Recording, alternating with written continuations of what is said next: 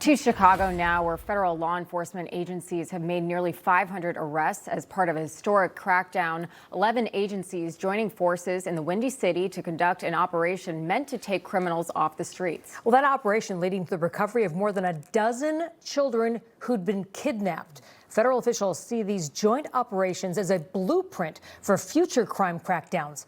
Our crime correspondent Jason Mattera has more on this. Jason? The federal law enforcement apparatus is set up to play defense, and right now we're playing offense. And that offense came with a name, Operation New Dawn.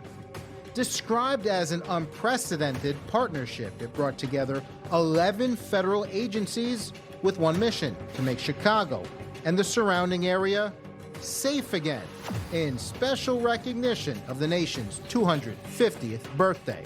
We spoke with the FBI official who helped lead the effort, Assistant Special Agent in Charge, Robert Wazorek. These are homicides. These are narcotics trafficking. These are people with cartel ties.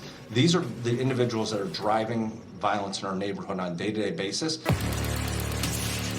One of the most dangerous offenders arrested was Gary Llewellyn, also known as Lil Bird.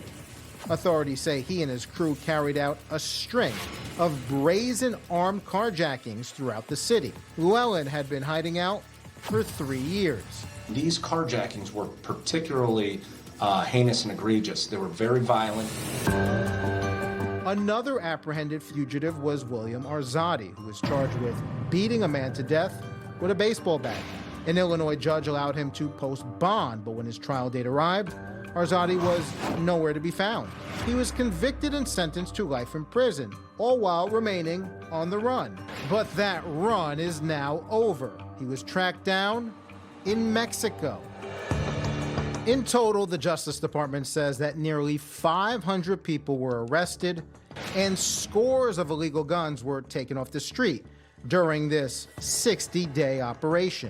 And according to U.S. Attorney Andrew Boutros, many of the offenders swept up in Operation New Dawn had already been in custody, only to be released by local judges.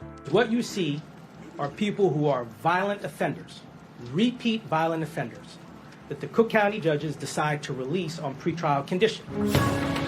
Now the feds say they have an answer to that catch-and-release style of progressive justice. Overwhelm it with manpower. But when you get all of these agencies together and have a cohesive team approach to combating violent crime, it makes a huge impact.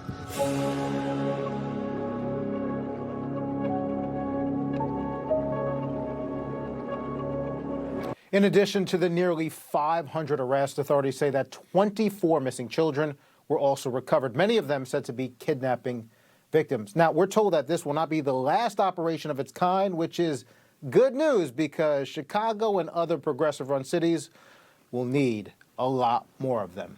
Edie, Krisha? Right. It takes a lot to overcome these activist judges as well.